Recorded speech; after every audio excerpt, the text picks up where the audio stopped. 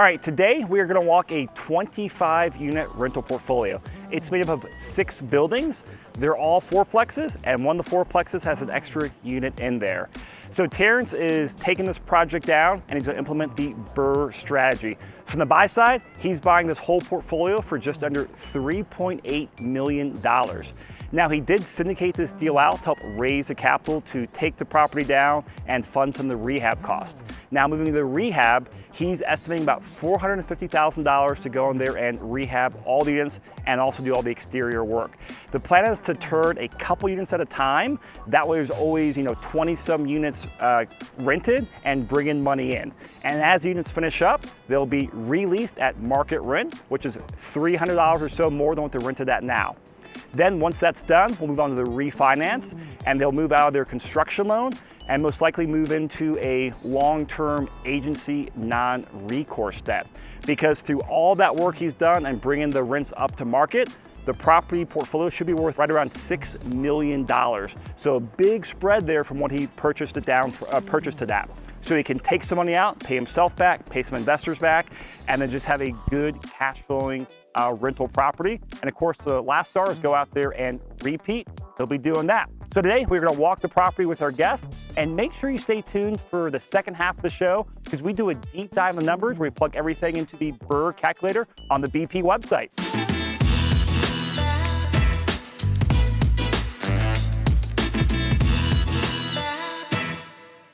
Chris, Terrance, what's up, man? Dude, I'm excited and a little bit jealous of this portfolio, man. We're gonna check it out. Yeah. So I have 2 really good buddies. I have Timothy Olari and his brother Ife. Ife's from Dayton and Tim is living in Sacramento. Tim used to actually work for us back in the day and do some bird dogging and helping us find properties and door knocking. And him and his wife are looking to get their first house hack going in Sacramento. And Ife owns some property in Dayton and is looking to get more into multifamily. Well, you guys came to the right place. Excited to be here. Yeah. Yeah, it's gonna be great. Let's take a look.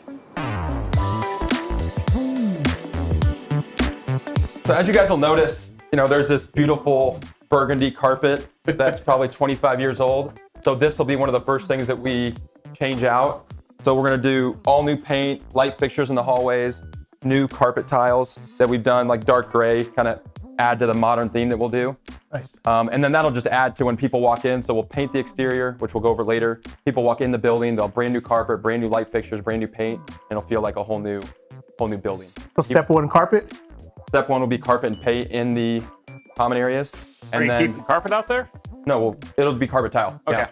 The same one we've done. It's like an industrial BRRRR, so it's good for Denver weather that has, This on all your units? We've been doing it, yeah. If there's common area hallways, that's what we've used. It's just a 12 by 12 carpet tile square, and it's dark. It's like a charcoal, and it goes really well with the theme of the interiors that we've been doing and the light fixtures. So Why that, not your vinyl planking? it's just cost. To lay that on the steps is really expensive. The carpet tile we get for like $1 a foot. We can install for $1.50, and when you're doing LVT on stairs, it ends up being like $4 or $5 Gotcha. for the all in. Yeah. So we just save a bunch more money, and it's still really good, and it's durable, and it'll look It's easier to maintain too, because if something happens, you can just take off one or tile. two. Exactly. Yeah. and then If someone replace it. spills something, we can take off one. So here we are in the kitchen and the living room. And so you can see we have carpet in there. We'll be replacing the carpet, going LVT, which is our standard. We'll bring the LVT into the kitchen.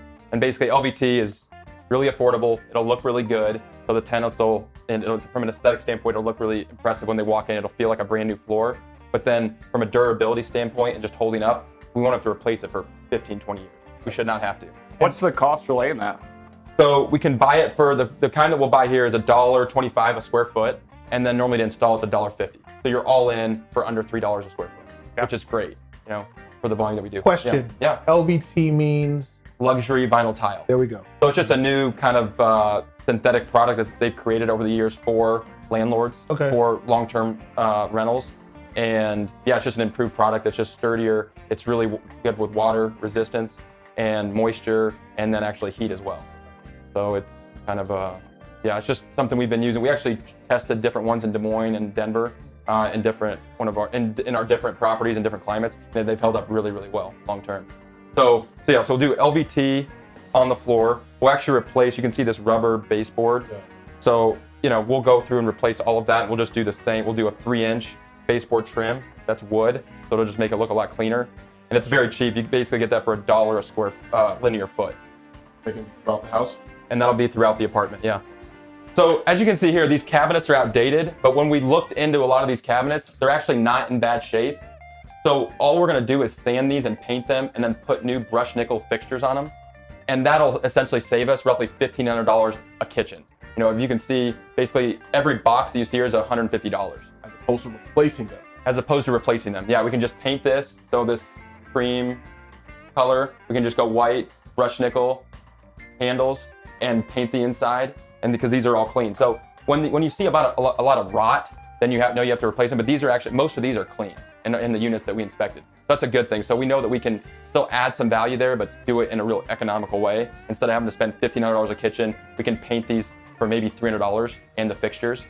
So then the other thing is the countertop. So in the past, in different neighborhoods, we've done granite or quartz, like in different parts of the city where we're gonna get a different tenant demographic. Since these are gonna be families, since they're 2-bed, 1-bath, and you're gonna have children, granite actually isn't needed here. But what we've been doing with this kind of laminate, and if it's in good shape and doesn't have a bunch of cracks in the seam, is we can actually just paint this, and there's a company in town that'll paint it for roughly $200. And after it's painted, it actually looks like a dark granite. So you're staining We're gonna the stain laminate. it. That's right. I didn't even know you could do that. Yeah, it's a new product and it's turned out really well. So it'll be white, brushed nickel handles. We'll do a new sink here, just the more modern sink that kind of comes out with the hose. And then you'll have a dark kind of charcoal looking countertop. And then we will replace these, we will do stainless steel appliances here. So roughly per kitchen, what's your go-to cost to flip the kitchen? So we'll spend about $100 on the plumbing fixture. We'll spend, let's call it $400 painting, sanding, and doing new fixtures on the cabinets. We'll probably spend $1,000 on the stainless steel appliances. So you're roughly, what is that, $2,500, something like that, versus redoing everything and you'd be closer to 6 or 7. Yeah. So over the course, you guys ever do backsplashes? we have done backsplash. In this particular neighborhood, backsplash won't be necessary, but yeah, absolutely. And more in more of an urban demographic where it's going to be a 1-bedroom or a studio, and we're going to have singles or young professionals that are paying a premium, we would do a backsplash. But in this area, it's just not needed because, like I said, it's going to be a family. So, Sweet. Yeah, so let's take a look at the bedrooms and the bathroom. Tim, so here we are in the bathroom. As you can tell, it's not that big, but it's also not too small. So it's appropriate for a family of 3 or 4 living here. So what we'll do is, you can see there's a lot of caulking and there's been some leaking around the toilet. So we'll replace the toilet. We'll fix any plumbing behind there. You can see the vanity is actually really good size. So we like that. So we're gonna do the same thing. We're just gonna stain the vanity top there, which is gonna save us money. A new vanity that size is probably $300 or $400 at Home Depot. So we'll save, and we can stain that for $100. And then we can just do a new sink. So we can basically cut our costs in half by just doing a new sink, a new mirror, new light fixture, and a new toilet. And then in the tub, as you can see, it's not that bad. It's just old and just discolored. So we'll do the same thing. We'll just be able to stain this. We can stain this for around stain the tub? We can stain the tub. It'll look brand new. Yeah. So we'll stain the tub. We'll actually be able to stain this as well. And some of them, they're really bad. The grout's coming out. They have some mold or water streaks. So we'll actually remove this in some of them. But the other ones like this that are good, we can just stain it. We can actually carry this up. This product can be purchased, and we can just carry it up to the top, which I just think adds to the feel. It'll just make it look a little bit higher end. And then we'll change all of the plumbing fixtures to brushed nickel. So basically try and keep a theme of all the fixtures in the kitchen, the bathroom, everywhere around, the light fixture, same thing, all brushed nickel, just to keep a common theme. And then it helps us cut our costs as well by buying in bulk. What are you guys gonna do for the floors? Floor, we'll do tile. Same that. So we'll do a 12 by 24 tile for the bathroom floors. Yeah, because this linoleum needs to go. So this will be the only place that we'll have tile. And then the bathroom walls that are bad, we'll replace those, and we'll do the same tile that we do on the floor on the wall. So what we really liked about this property, which is what made it a home run for us, was the size of the units, like we talked about earlier, specifically the size of the bedrooms, right? So when people are comparing and they're looking to get into a new place and they're gonna pay market rent, they wanna have enough size for a TV, for a king bed, for a nightstand, and then probably a bunk bed for the children in the other room, right? Sure. So not all 2 beds are the same size, right? Developers 30 years ago, 40 years ago, made everything different sizes. So these bedrooms are actually over 100 square feet, which is really good size for an apartment of this age. So this is perfect for us. So we know once we, as you can see, the walls are in good shape, just has an old texture. So we're just gonna go through and paint all the walls. We will remove the carpet like we talked about. It'll be the same LVT. You can see the registers are actually in good shape. So we didn't really have to touch those. What are the mechanicals like? Is this boiler? Brand new boilers. They put the boilers in maybe in the last 2 or 3 years. Wow. So it's boiler heat, and then each unit has its own built-in AC into the walls. Some of them we'll have to replace. We can see that in the living room. But yeah, the boilers are in great shape. And the registers, what you notice is these registers aren't dented or dinged. So you can tell that people have actually taken care of the units. Yeah, those are in good shape. And those are expensive. Those are probably $300 or $400 a piece to replace. Wow. So that's a big deal that those are in good shape. Nice outlet placement too. I'd noticed that there's quite a few. That's one of the challenges I have in some of my properties is having to go in and add more outlets just for power. That's a good eye. Yeah. That's something that most people don't recognize, but yeah, you're absolutely right. That just allows them to have more accessories in the bedroom. So this will be pretty simple. We're just gonna do the flooring, paint it. We'll do the same, light fixtures that are flush mounted, which just means they are really close to the ceiling. They're not these bulbs that stick down that are outdated. And yeah, so this will be, really quick, easy, cosmetic turn. And at the same time, it's gonna provide a lot of value for the tenant. We'll be able to bump rent. Right now, rents are $944 on average, $944, which for this area is probably $200. Even in its current condition, probably $200 under market. Oh, wow. In the area. And then after we renovate, we should spend between, some units are a little bit worse, so this is a better unit. So we'll spend between $7,000 and $10,000 labor and materials to renovate this, and we should be able to get $1,295. So you're increasing the rent pretty significantly by doing not as much just to get to the market. So you're adding value to the property day one. Like how? What is the so we're creating difference? Equity, right? So we're not like hoping for appreciation, but we're actually coming in creating equity by doing things that we're really comfortable doing, that are really easy fixes, but to the tenant makes it just a more comfortable place to live, a more desirable place to live, and it's gonna, we think, and we're still under the market rents at $1,295. We're just at it. So we're not pushing rents, so we should have high occupancy and at the same time still bumping rents $300. Adding value. That's right. Let's take out the rest of the unit. Okay, so Chris, you've seen a lot of our properties, and this is one of the things that really made this a home run was the outdoor space. Yeah. I mean, to find this size of a patio in this area is really rare. I mean, most apartments in Denver don't even have a patio. So to have the size that we had in there, the condition, and then having this, 60, 70 square foot patio that everybody has, I think the one thing that we're gonna do is just put a divider here. That way it feels like every tenant's, private space. But this is a massive amenity. And as you can see around here, no one else has it. So this is just another thing. When I'm looking at apartments, I'm looking, how are we gonna separate ourselves if a family's looking here and across the street? Do all the buildings have it on here? Every single building has a Wow. yeah. Okay. Up or down. And I mean, this is in good shape. Good shape, yeah. Railing's a little loose. I mean, that's easy fix. But beyond that, like divider, railing, what else do you do? We'll paint it. We'll give it a fresh coat of paint so it's dark black, and we'll put a divider here. And I think when we stage it, we'll put some plants, maybe a barbecue, just show people what they can use the space for. But this is a really great size patio, and to go along with the condition and the size of the units, it makes this really attractive from a tenant perspective and being able to have high occupancy throughout the course of the hold. What's the cost for just updating this out here? I think it'll be $200 or $300, very, very nominal. To put up a wooden divide here and then to paint this, we'll be into it for under $300.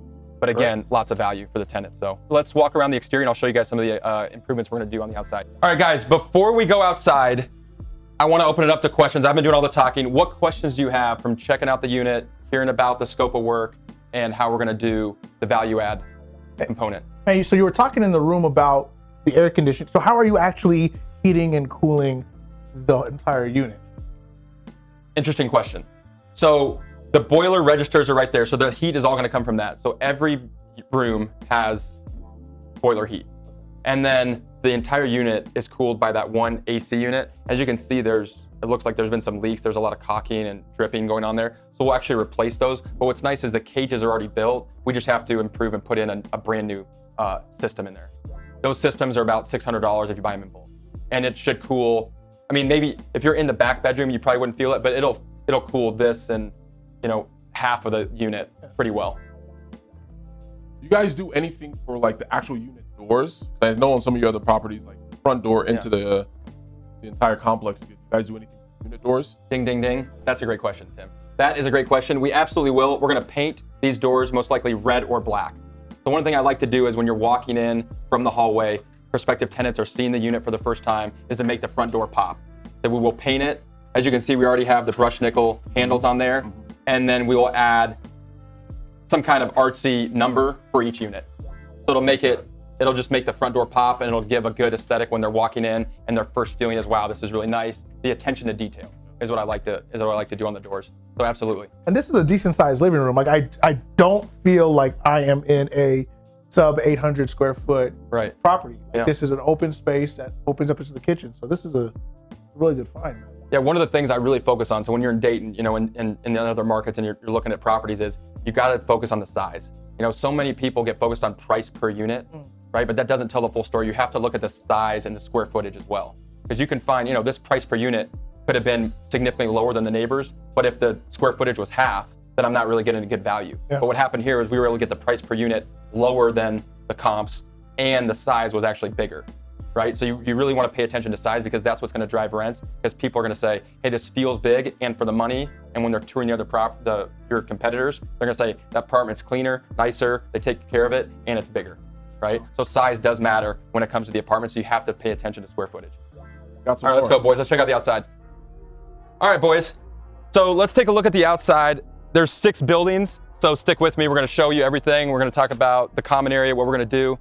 So on the exterior, as you can see, the brick's in pretty good shape, so there's not much tuck pointing. And you can see that there's stone and then brick, which I think is going to end up looking really cool once we paint it all. So we're going to paint the brick a different color, and then the stone will probably be a darker color.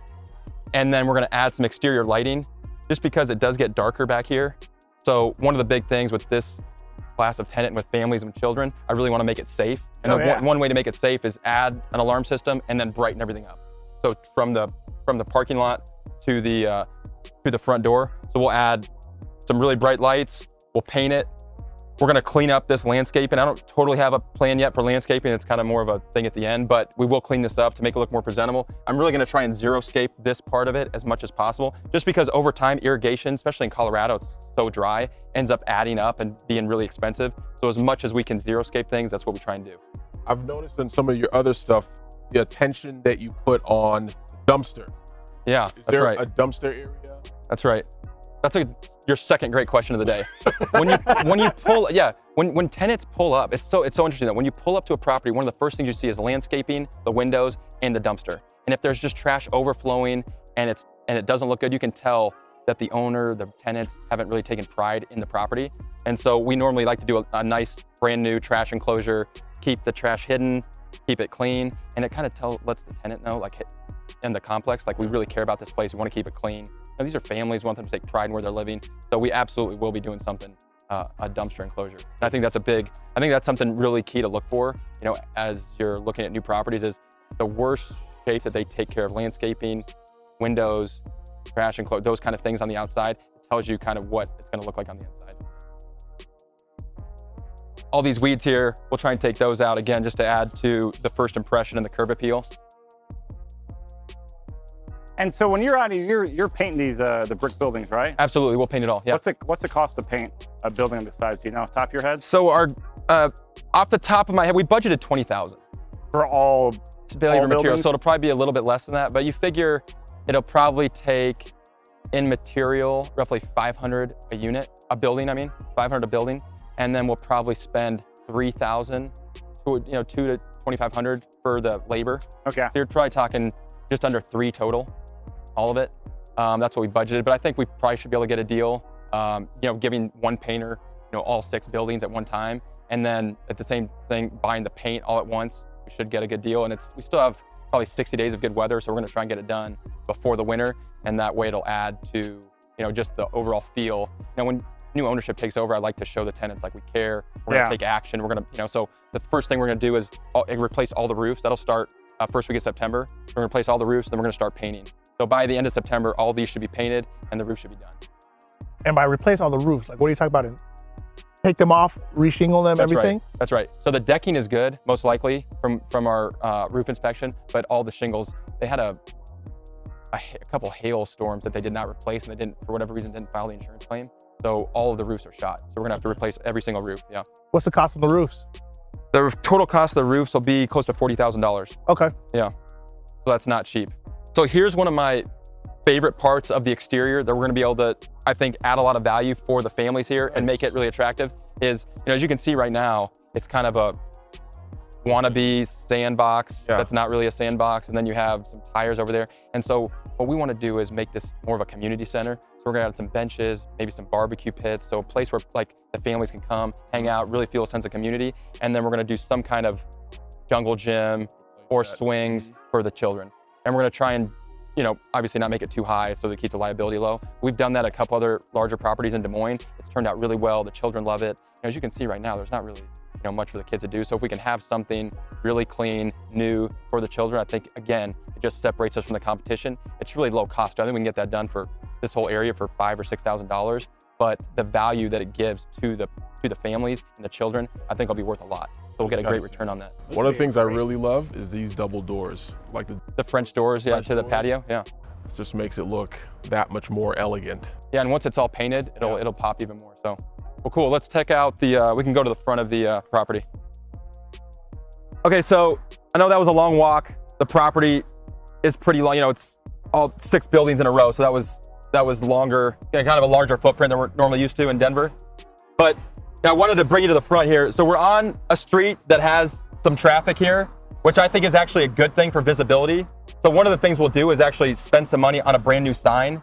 One for the traffic, and another one when people are coming in. Again, it just adds to the first impression. The first impression when people come in, they have a brand new sign. We'll clean up this landscaping. Again, I talked about, this is probably thousands of dollars a year trying to keep this grass green, and it's just not worth it. I think we can zero-scape this, do gravel, do a new sign there, and spend less money going forward on utility, on water, which will cut down on the expenses, which increases the NOI to our investors, which allows us to make larger distributions, and then just make the whole property pop with a new sign. So that'll be one of the first things we'll do. The sign takes about 6 to 7 weeks. We started the process last week. We've done this at some larger properties, and it does really, really well. Just from it draws a lot of attention. Tenants really like it. And again, it just draws a higher end tenant that's going to really appreciate kind of what we've done. So I think it'll help us attract the kind of tenants we want in here. In what situation would you keep grass? So like in the middle where the kids are playing, for the kids area, we could do some grass area there. Maybe something that's smaller, fenced around for pets, but something this large here that's just out in the open. I mean, this would cost, like I said, thousands of dollars to mow this and to water it and keep it looking really pristine like we'd want it to. And there's just no need to spend that kind of money. I'd rather do like either turf or some real grass in a smaller area for pets and children in a confined area that maybe is more in the shade that I don't have to spend as much money on for water. So these are all the kind of little things that add up over time that end up changing, return, significantly.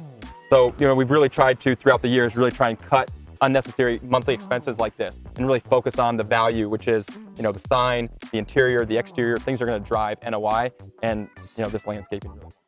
So.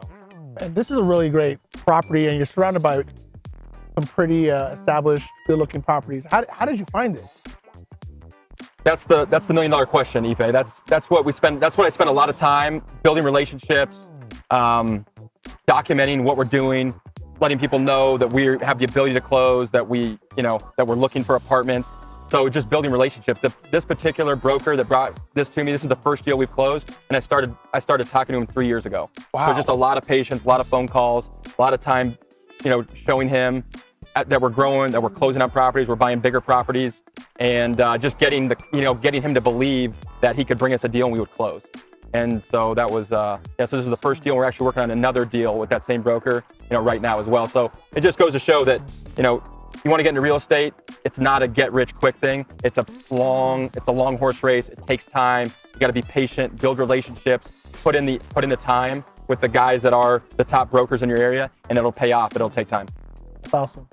Have you ever seen in any of the markets where you have large multifamily units that are probably, I'm just thinking like in this area, facelift this place, how often have you seen like surrounding areas start to now, like that apartment, they now throw a slab of paint and update their stuff? You see that? Yeah, that's an interesting point. Yeah, you do see that. You do see that. Or you see tenants from the other surrounding buildings come over a lot.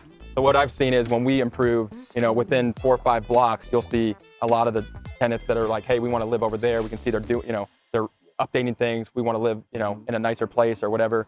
And so sometimes you'll see the landlords improving their property, or you'll just see the tenants migrating over to our property. Over time, it does help though, because either this property will increase in value, so then naturally everyone else's apartments will increase in value. So then they'll want to sell to another, if they don't want to put in the money, they'll sell to another developer that will want to come in and spend the money. So one way or another, over the course of time, it does end up really improving the area slowly but surely. So I have seen that, yeah. Cool. Anything else? That was great. Let's go talk about the numbers. Let's do it. All right.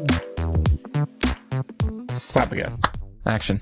All right, so we're back in the studio to sit down and run through how we took down the property and the numbers for the 6-unit fourplex portfolio that we just walked in Wheat Ridge, Colorado. So we got our guests here, Tim and Ife, and of course we got Terrance here, who took out this deal and syndicated it. So Terrance, we walked this property. Let's start off with how you found this property, how you took it down. So I get a phone call from a broker that I've been trying to build a relationship for several years. We had another deal under contract. He was calling me to talk about that deal, which we'll go over, I think, in a future episode. It was basically a HUD deal, so it was very complicated. So we were talking all the time about the approval. And he says, hey, I have another deal that another client of mine just put under contract. I don't think he's going to be able to close, but it'll probably be the best deal I do this year. And if you want, I'll show it to you. And that's quite the wind-up for it, the best deal of the year. Yeah. That's what he said. And he's an elder statesman in the community. He's been a broker for 25 years, been through a bunch of ups and downs. So when he says that, it actually meant a lot versus, a young 25-year-old broker that's just getting started and says, man, this is the best deal of the year. Yeah. It just meant a lot more coming from him. When he said it, I was like, oh shit, I better listen. And it happened to be an address down the street from the first fourplex I had ever purchased back in 2016. So I recognized the area. We knew the tenant class. I knew the rents. It was one of those where I was very familiar with it. So when he told me the address and the price, and we had it under contract 24 hours later. His other buyer ended up going with another deal that he wanted near DU, and then we were able to put it under contract within 24 hours. And so obviously this sounds like this was like a pocket listing from the broker.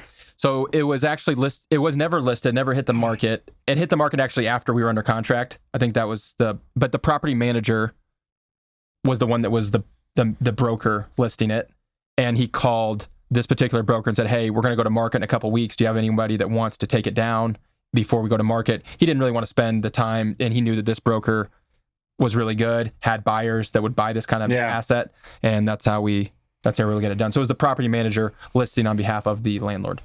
And then you got to look at it because you had a relationship or had been developing a relationship with this broker for a couple of years. That's right. That's a lot of times how these bigger deals work out. It's relationship driven. Absolutely. And we were just working on another deal. So we were talking all the time. And I think it was just top of mind. And we were already on the phone. And he said, hey, this other deal's heavy value add. I think you're really going to like it. The numbers are going to work out really well. And my other client doesn't want to do a deal. He wanted to be close to DU. And it ended up working out. We were able to transfer the contract over to us, and then we ended up closing on it. Great. 45 days later. Yeah. You guys got any questions or jump in the numbers? Real quick. So this broker that you got this deal from, how many deals have you done with him in the past? None. This was the first deal. So him and I met, we probably first spoke in 2017. Okay. And I reached out to him, and he, and at that time I hadn't closed any large deals. And I think a large deal would be like over $3 million probably in Denver, a 20+ unit. And he only did larger deals and was really established. And so at that point I was just trying to say, hey, this is what I'm doing. I'm trying to, and he was, gets calls like that all the time. And then 2018, I took him to coffee. 2019, we were really close on another deal, ended up not working out. And then we met at the beginning of the year in person. It was the first time we actually met in person. He came to my office, and then we talked about a bunch of different things, and we ended up putting another deal under contract. And then this was actually the first deal we've closed with him, and then hopefully we'll have another closing here shortly on the HUD property. Sweet. Yeah. Would you say most of your deals are like pre-listed, pre-market stuff that you get before it actually hits? Most of the deals like this that we're doing, their value add that really hit our box, are not on the market. It's just most of the time what brokers do is they'll meet with an owner, and they'll understand the pricing, and then they'll call somebody that they think is a good fit, and they'll write up an offer before it ever hits. That way they can double end it. Basically, They get the full commission, because if they take it to market, they have to share the fee with the broker that's representing the buyer. Yeah. So if they don't have to do that and they can represent the buyer and the seller, they get twice the fee for the same amount of work. So most of the time, the best deals never actually hit CoStar, LoopNet, or the MLS. That's why the relationships are good. That's why relationships are really important. But they take lots of time to develop. Lots of and time. you have to be persistent, and you probably have to, show the guy your real deal to earn the coffee meeting with him. He even said that he saw that we had closed a bunch of properties and larger transactions. So then before then I couldn't even really meet with him in person. Yeah. And both of our schedules were busy, but it wasn't really. And then after we closed on a bunch of deals the last couple of years, he said, yeah, let's actually meet in person. So it was just persistence, patience, and some luck. Yeah. All right, so let's jump into the spreadsheet here. So what we're going to do is we're going to use the BiggerPockets BRRRR spreadsheet again. So I'm just and I actually had someone reach out on Instagram and say, hey, do you have any tools you'd recommend for me underwriting properties? And I told them, download the BiggerPockets BRRRR calculator, which is what we've been using.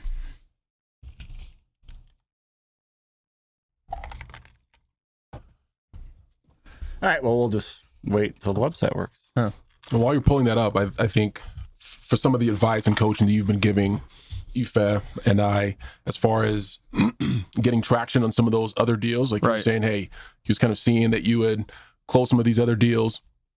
Some of the advice that you've given us of, hey, get some traction, close some deals, build some relationships, build that credibility. Yeah. And then when the big ones come, then they'll be able to kind of take you seriously. 100%. For that.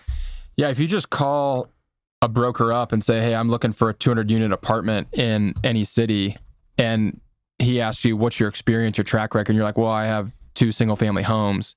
It's going to be hard for that broker, if he's good and experienced, to take you seriously. They're going to want to see you close on a 4 unit, an 8 unit, 20, and then maybe be like, okay, let's get together and talk. This guy has shown a track record of being able to close on some other properties. All right, so we got it pulled up. It was not the BiggerPockets website. Our Wi-Fi had gone down.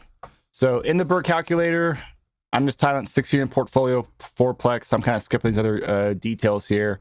But annual property taxes, you got that on, I guess we got the spreadsheet for this, right? And we do have the spreadsheet for that. Here we go. Taxes. All right, Terrance. This is like 19,315. Yep. All right. So 19,315. Yeah. We can skip the photo. Next step. All right. So what'd you buy this portfolio for? $3,790,000. And what's the ARV on there? We think it could be after repair value. So after it's stabilized, it should be conservatively $5.5 million. And on the takedown, what was your closing cost on there? We had 1 point origination for the loan, and then what else did we have? I think it's down. That's down. I think it's acquisition cost right there. So you had 1%. So 37. Looks. Maybe I can just do this way, huh? Yeah. If I know my Excel. Legal. 112. It was. Well, if you take out the fee, you can take out our acquisition fee. Okay. From that. Why can we take that out? That's just for our syndication, so that's not really underwriting the property. So we'll call it 75. Yeah, 75,000. Cool. So roughly 2% then. Pretty high. What do you think your repair costs are on here? The repair costs are going to be $450,000. And what type of loan did you take this down with? So we took it down with a 5-year fixed from a local bank. We got 1 year of interest only while we're doing the rehab. And we had to put, I believe we had to bring 30%, but let's confirm that with the spreadsheet. Every deal has been so different. LTV 65%. Oh, okay. So we had to bring 35%. Yeah.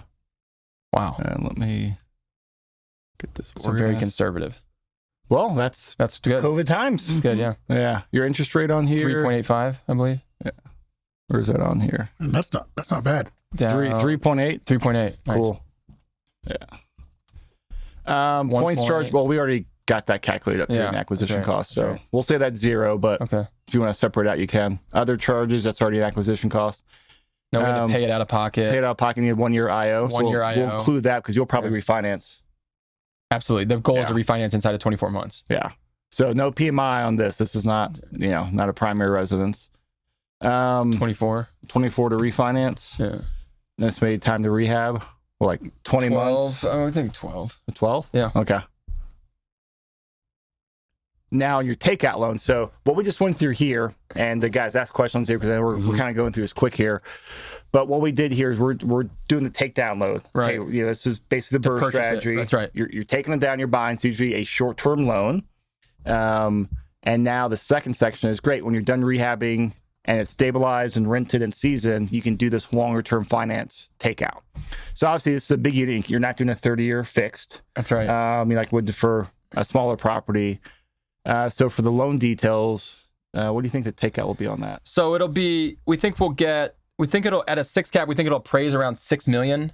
So 80% of that would be $4.8 million. So you got in here at 5 3/4, you want to use 6% cap? We could do 5 3/4. We could use that. Okay. 6 is ultra conservative, so we can use 5 3/4. Yeah. Cap out and refi. And then where would we see the loan balance? So you're seeing 80%, and then they're saying... Yeah, so 80% LTV on here. So that means you got to keep 20% in there. 4.19, I guess. Okay, so should we just say... Yeah, that's fine. 4.19 for loan amount? Yeah. 419. Loan interest rate. You said, what did we say on here?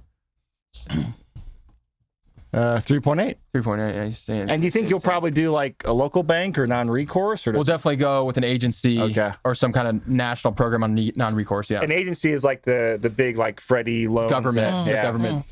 You get the best terms that way. Best terms, longest AM, it's non-recourse. And so they're just trying to encourage people to invest. And so they do a government-sponsored loan. And it'd be the same rate, the 3.8? It most likely be lower, but we're trying to be somewhat conservative. I think rates right now are 3.25 to 3.5, depending on the size and the property. And they have a bunch of variables: location, the tenant class, the building class. Well, plus 5-year, 7-year, 10-year fixed. Yeah, like, how many years of interest only you want? Yeah. What's the downside? The downside is they're very conservative. It's very due diligence, a lot of due diligence. So they're going to ask thousands of questions. It's very expensive. There's a lot more loan cost up front. Much more loan cost. You have to pay many more weeks of due diligence and questions. And yeah. And you have to have like certain financial requirements and certain operator experience as well to qualify for it. That's right. Yeah. So the downside is the time, the minutia that they're going to ask for. The upside is it's a much better loan in terms of rate, term, and risk, because it's going to be non-recourse. So as long as you don't commit fraud and the economy tanks and you can't pay the mortgage for whatever reason, they just take the property back. They don't come after your personal assets. They don't come after your personal assets. Wow. Yeah. Okay. You don't have to personally guarantee it. Like on your home, you have to personally guarantee it. Yeah. Not so with an agency loan on a multifamily or commercial property. I mean, it's a pain in the butt, but it's worth it. In simple terms, the juice is worth the squeeze on this one. Well said, Chris. Yeah. And the alternative is just going to another bank to refinance. Yeah, you can still get non-recourse. You're not most likely not going to get a long amortization like that on 30-year, and you're not going to get as an aggressive of an interest rate. Yeah. You probably have to because leave a the little bit federal more in government, there. A lot of times they'll require like a 25%. 25% most likely. Yeah. And it's a lot of times it's a personal guarantee. And to get a non-recourse loan with a local bank, you're probably gonna have to leave 30 or 40% in. Yeah. So you'd get 60 to maybe 70 back. With an agency loan, you can get 80%. And so this will be 30-year AM or amortization, and cap rate we're saying 5 3/4. That's right. So we're gonna click next step here. Total gross monthly rent. So when it's stabilized, our total growth is going to be $11.95, and then $12.95 with rubs, right? So we'll say with rubs and parking. So we'll say $12.95 annual basis. That would be $23,600 a month. Oh, we need to probably multiply that times. We'll have 25 units actually. 25 units. So we're talking 388.5 on an annual basis. So just for speed, we're not going to separate out the rubs on here, but it all goes in there. So 388,500, you can separate them out.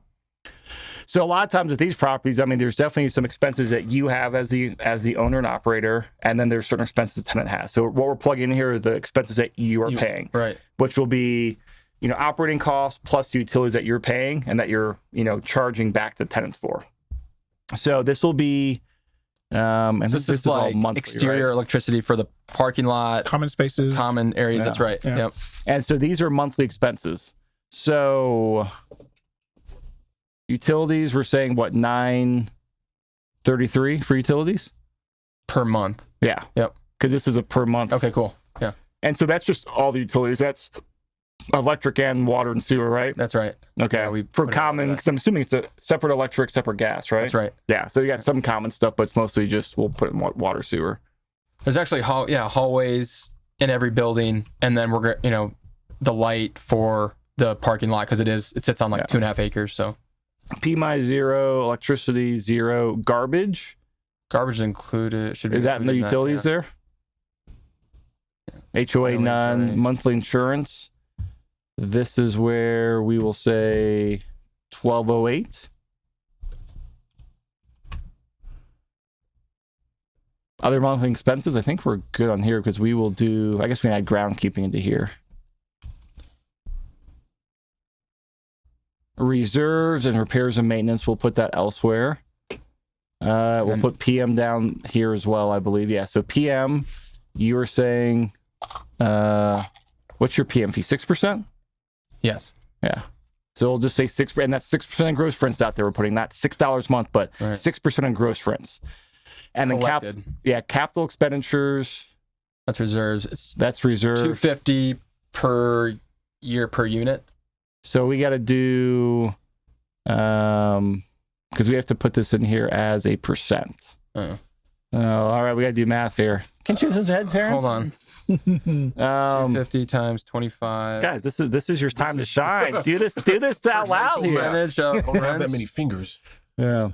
So we'll say 521 It's times 12 basically divided by 3. 1.5%. Okay, 1.5%. So 1.5%. Repairs and maintenance, we're calling it $625 monthly. So what I'm doing here is, you guys see on the screen, $625 month. I'm annualizing it, and I'm dividing it by the gross rents of $388,500. Yeah, an extra one there, I think. Forgot the percent. Did I? 5%. So it was $1,625 a month. Oh yeah. Okay. Right? Times 12. Right. Divided by $388,500. That's right. So 5%. 5%. Vacancy. We're trying to be conservative, so I think we put 7 or 8%. Oh, wow. Where's your vacancy on here? Vacancy rate he has at 6. Operating assumptions. Okay. Vacancy rate 6. Okay. Yeah. Wow, that is conservative. And that area is probably more like 3 or 4. So yeah, that's good. Yeah. Is there if you look, I'm just talking about, so we have this 5% number that we looked at for repairs and maintenance. Yes. Is there a number that you look at the deals like, man, if repairs are over a certain number, like a guideline? What's a good guideline to say this is? So if it's outdated, and let's say it's built in the 50s, 60s, or 70s, stuff is always you're probably breaking. closer to 100 a door per month, labor and materials. And then after we renovate and we turn the entire building, we're budgeting closer to 50, and then it goes up 2 or 3% a year after that, right? So there's the first day after the renovation's done, it's got new plumbing, new electrical, new tile, new floors, new P-traps. I mean, so there should be much less maintenance and then increasing over time as there's more wear and tear. Yeah. So if you're not going to touch a building and it's older, you should budget to be conservative 100 per unit per month, labor and materials. And then after you turn it, it should go down to 50. Drop it down. That's right. So we like to look at what the previous landlord or property manager has spent to understand the condition of the property, but we pretty much know, just because we've done it hundreds of times, what it's going to be when we're managing it, and then after the turn is done or after the value's been added, where we're going to be. Yeah. And if somebody's completely not new to this or has no real experience here, would you say that 5 to 7% if you were just building out your own budget and not have no idea what you're going to spend. You don't have records from the previous owner, and you just figure out how much should I budget for repairs and maintenance. Is there a percentage where it's just like, okay, this is a good area to dance in? It's hard to say because it really depends on the market. Because I know you own some stuff in Ohio. So the thing is, there's like you got lower rents, but a water heater costs about the same between Denver and there. Yeah. So you're gonna have a higher percent. Yeah. And also the climate is so different. Like in the Midwest, it's much more humid. So in the winter, it's a lot colder. In the summer, there's a lot more moisture. So you're going to have a little bit more mold. You could have, there's more flooding in Des Moines. Yeah. So it's just every market's a little bit different. I would say in Des Moines, we're probably up from Denver just because of the climate and the swings and the temperatures and how severe it gets. Probably 10 to 15% more there than we do in Denver, where it still gets cold, but it doesn't have as severe of cold, and the extremes aren't exactly. there. Like in Des Moines, there's just like a cyclone, and they'll have floods next week. It's crazy. There every year something happens. Whereas in Denver, it's a little bit more. Yeah, I mean Denver, I use like if I were buying this renovated property, Terrance Doyle, I would put 5% in there for repairs because the first couple of years will be low. But if I was buying it as is and not doing a full renovation, I'd be like 8 to 10%. Gotcha. Those are my rules of thumb for Denver. Okay. For like just quick stuff. Cool. Do you have your assumptions in here for rent growth and stuff? It should be 2-3% over there, annual rent increase, and then cost escalator assumptions, operating assumptions are on the left. Up. So 3% for the rent growth, and then 3% for the cost. Okay. So that way it just cancels we'll say out. 3% for their property increase. I know we'll just do 3% for that. Sales expense, we sell what, 5%? 5%. Yeah. So we'll just put 3 in here as well. All right. So we'll calculate the results. Dun, dun, dun, dun. All right. Here we go. All right. So we got lots of numbers on here we're looking at. We messed up somewhere. What did we mess up? Well, the purchase cap rate. You don't have a $3.7 million NOI? I wish. I'm pretty sure we got a 2,800% cash on cash return. That's a Calculator is awesome. All right. Let me get that deal. Can I get it on that? All right. I'm so much better about myself. So we got annual property taxes. That's right. Did we add a 0 somewhere? Because that is correct there for after repair value, right? 5, 1, 2, 3, 1, 2, 3. Take down there. All right. That all looks right to me. I think for annual, we put in the monthly revenue, we put annual. Oh, Right, so that's probably what we did, huh? I think we did that last time too. Oh, total gross monthly rent. Man, So that's divide that by 12. that's a good. That's good rents. $1 million, $3 million every month. 388,000. All right, so here we go. This should give us so much better. So 32,375. So this is one of the reasons we like to do it live because it's, This is what everyone's going to go through. You go through, you're like, no matter what, you put a couple errors in there. I'll just see if you guys are paying attention. Oh, thank you. Oh, we earned an award. Calculator champ. Sweet. All right, this is looking a little bit better. NOI looks realistic. Pro forma cap rate 4.85. Purchase cap rate, this all is looking more realistic here. So let's go to the rehab period here. So during the rehab period, this is after you take it down and you're turning some units, you're renting out some units at the same time. So your holding cost about $132,000. There's your 415 repairs, 12 months of rehab. For the takedown, everything, you're about $1.9 million in cash outlay. That's right. Now, then the initial rental period after it's stabilized, but you're still paying that shorter term loan. And this is where, we have 1 year of IO in the real world. We get these numbers, but the important thing is the refinance side. So shows us the stabilized operating monthly income, $32,375, your total NOI. And so NOI is your net operating income. That's all your gross rents, subtracting out all your expenses except your mortgage stuff. So that's how much you have after expenses before mortgage debt. And then after you pay off the expenses and the loans, you're at about a $2,700 a month cash flow. That sound about right? Yeah. Okay. Should we show us your spreadsheet? After the mortgage? Yeah. Yeah. Yeah, that sounds about right, right? I'm trying to double check everything here. Gross monthly rents are there. Yeah. This is post refi. Correct. That's post refi. That's right. Yeah. Yeah. Yeah, the big thing here is NOI here we have at 190. Out here we have it at 266.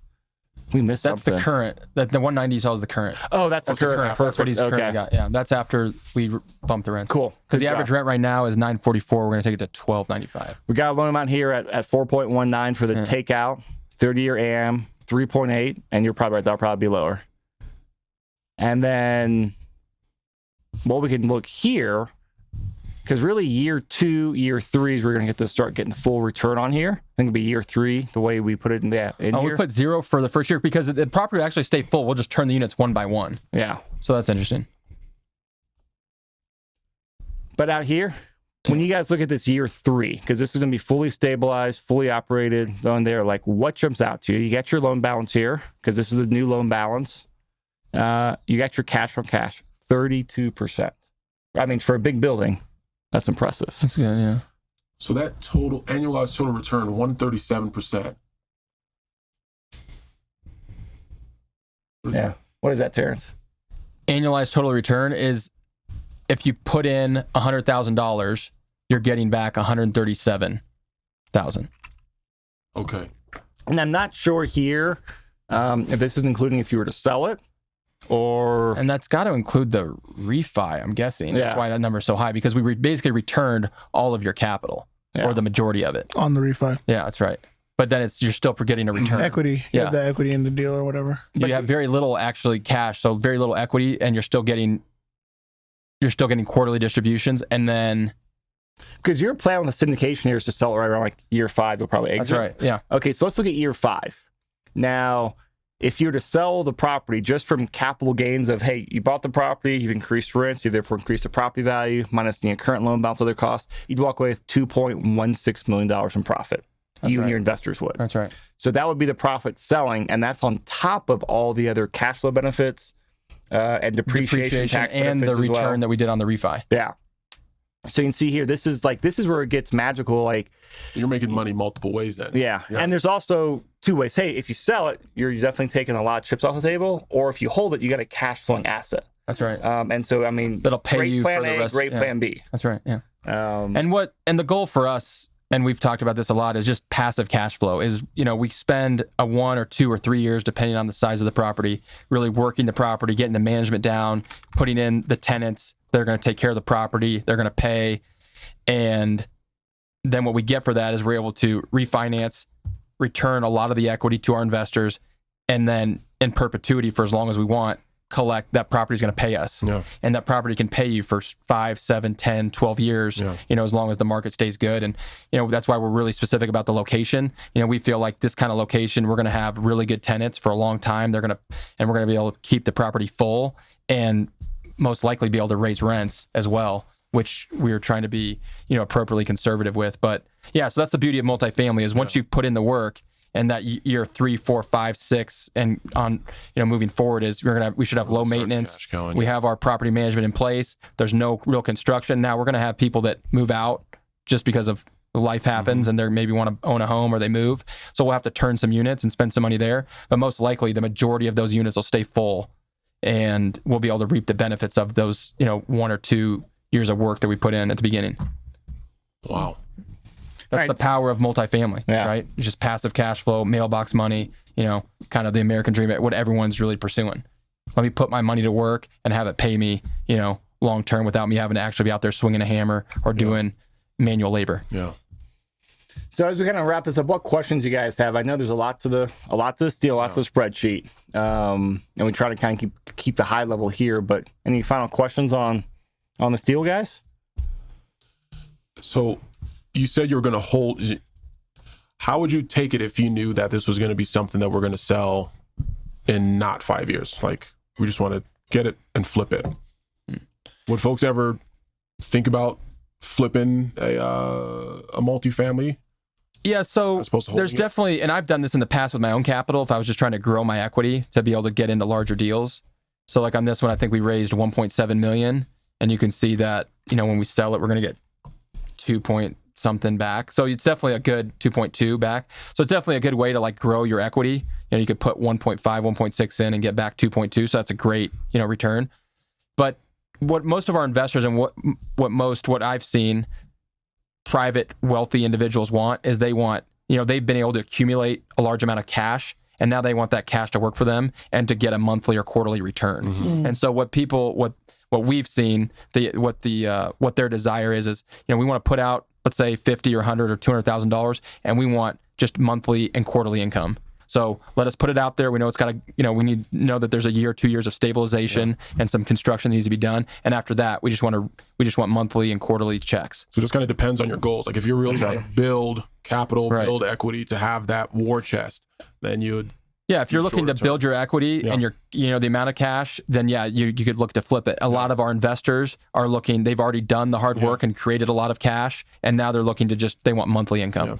And plus, I mean, from your perspective, the hard part is the acquiring and the repositioning of the property. Like that's where all the time intensive. Right. But once you have that done, I mean, you still have work to do. But hey, property managers handling a lot of it. You don't have active construction crews out there. All this stuff. Yeah, if you sold in year 1, you'd make a $1.2 million profit. If you sold in year 5, you're making $1 million more, plus I don't know how many more with thousands of dollars in rent. That's right. So if you're looking for that quick capital, like that velocity of money, do it. But once you get to the point, there's usually a sweet spot to hold it to around like 5 to 7 years. Or say, hey, great, we did the work. Let's let the money ride for a few years. Yeah.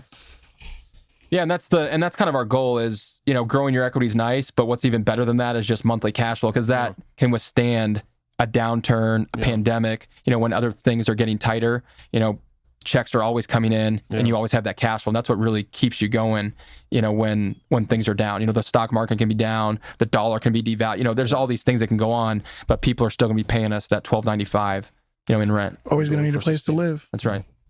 All right, guys. Well, thanks for hanging out with us. If you guys have questions out there, post in the comments, and make sure you do like the video, leave us a comment, subscribe.